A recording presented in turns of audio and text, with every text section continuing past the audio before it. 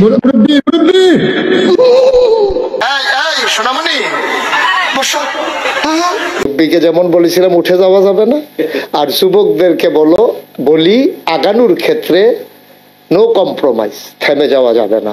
মুরব্বি মুরব্বি এইটা বলার আসল কারণ কি, সেই মুস্তাক ফয়েজি সাহেব বিস্তারিত তার নিজের মুখেই জানালেন। দর্শক মণ্ডলী, আজকে এমন একটা ভিডিও নিয়ে উপস্থিত হয়েছে যে ভিডিওটি আপনার দেখা অত্যন্ত জরুরি।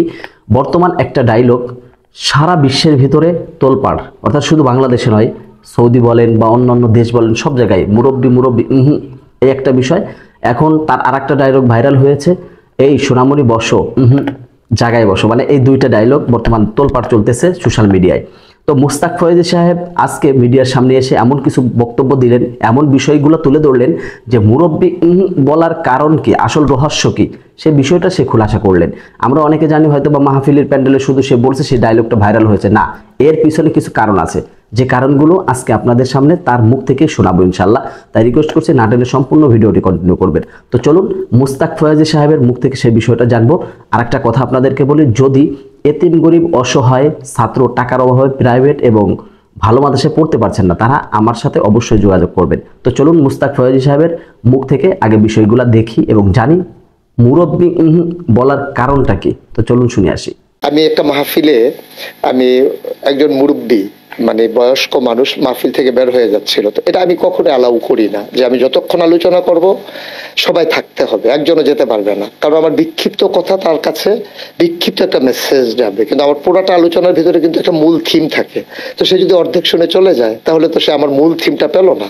তো ও যখন চলে যাচ্ছিল আমি তখন ডেকে বলছিলাম যে আমার মতো করে আমি যে মুরব্বি মানে যাওয়া যাবে না, এটাই ইশারায় বলছিলাম। তো এটাই ভাবে যে আপনার ছেলেরা এইভাবে নেবে এটাই বুঝি নাই। তো এটার ভিতরে ওরা একটা আনন্দ খুঁজে পেয়েছে, এবং সরকারের বদল হওয়ার কারণে এখন যে সমস্ত মানুষগুলো মুরব্বির কাতারে ছিল, যারা যখন পালিয়ে যাচ্ছে সেখানে ওই কথাটা চলে যায়, এটা যায় প্রসঙ্গক্রমেই যায়।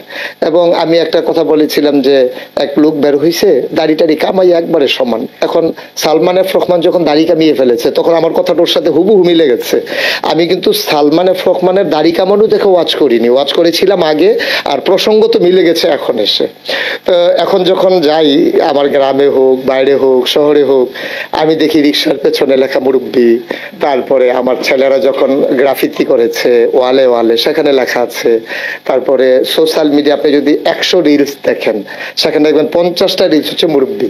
তারপরে আমি আজকে গতকালকে আমি গাড়িতে বসে বসে দেখছিলাম যে বিদেশি একটা লোক, তারে বোধহয় বাংলাদেশের কোনো একটা লোক শিখিয়ে দিয়েছে, সে আরবির সাথে মিশিয়ে বলতেছে মুরব্বি মুরব্বি, মানে ওটা বুঝতে পারছে এটা একটা আনন্দ ঘন বিষয়। 250-টিরও বেশি ডিজাইন অপশন নিয়ে ওয়ালটন স্মার্ট ফ্রিজ, বোঝে আপনার প্রয়োজন। তা এটা নিয়ে আসলে আমরা তো খুব দুঃখী মানুষ, বাংলাদেশের মানুষ, আমরা আনন্দের উপলক্ষ খুব কম পাই। মানুষগুলো যখন গুম হয়ে গেল, বাচ্চাগুলো ঈদের দিন সকালবেলা নতুন জামা কাপড় পরে অপেক্ষায় আছে, বাবা আসলে আঙ্গুলে ধরে ধরে ঈদগাহে যাবে। আপনি বুঝবেন তার বেদনা, আপনি বুঝবেন তার না পাওয়ার কি চাওয়া। বাচ্চাটা কাপড় পরে মা সাজিয়ে দিয়েছেন, যাচ্ছে না, বাবা আসলে আঙ্গুলে ধরে ধরে ঈদগাহতে যাবে। স্ত্রী জানে না তার স্বামী আছে নাকি নাই, আর ছোট্ট সন্তান হয়তো মনে করেছে কোনো কারণে বাবা দূরে আছে, আসবে আঙ্গুলে ধরে ধরে ঈদগাহতে নিয়ে যাবে। আমরা দুঃখী মানুষ, ঈদগুলো আমাদের এভাবেই গেছে গত 15টা বছর। অনেক মানুষ গুম হওয়া, সে মানুষগুলো সন্তানগুলো ঈদের আনন্দ বুঝেনি, বিধবা না হয়েও বিধবার স্বাদ গ্রহণ করেছে আমার দেশের মায়েরা। আপনি বুঝবেন না এই যে কেমন আকুতি, সেই কষ্টের মাঝে দ্বিতীয় স্বাধীনতায় আমার মুরব্বি বলা যদি একটু আনন্দ দিতে পারে, আমি মনে করি 15 বছরের দুঃখ তাদেরকে ভুলিয়ে দেওয়ার জন্য একটা শব্দই যথেষ্ট।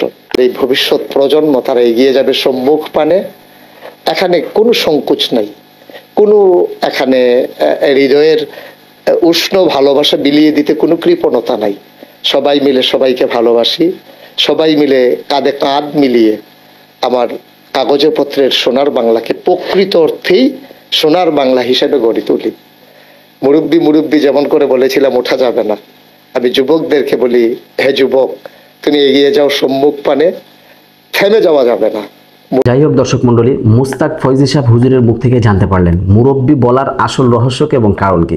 যাই হোক, বর্তমান সোশ্যাল মিডিয়ায় এই ডায়লগটা এবং আর একটা ডায়লগ ভাইরাল, যেটা বলেছি যে সোনামণি এটা এই দুইটা ডায়লগ ভাইরাল। যাই হোক দর্শক, সম্পূর্ণ ভিডিওটি মিলে আপনার কাছে কেমন লেগেছে অবশ্যই কমেন্ট বক্সে কমেন্ট করে জানাবেন। ভিডিওটি ভালো লাগলে অবশ্যই শেয়ার করার অনুরোধ করছি। তো সম্পূর্ণ ভিডিওটি কন্টিনিউ করার জন্য আপনাকে অসংখ্য ধন্যবাদ। তো সবাই ভালো থাকবেন, সুস্থ থাকবেন। আসসালামু আলাইকুম ওয়া রাহমাতুল্লাহি ওয়া বারাকাতুহু।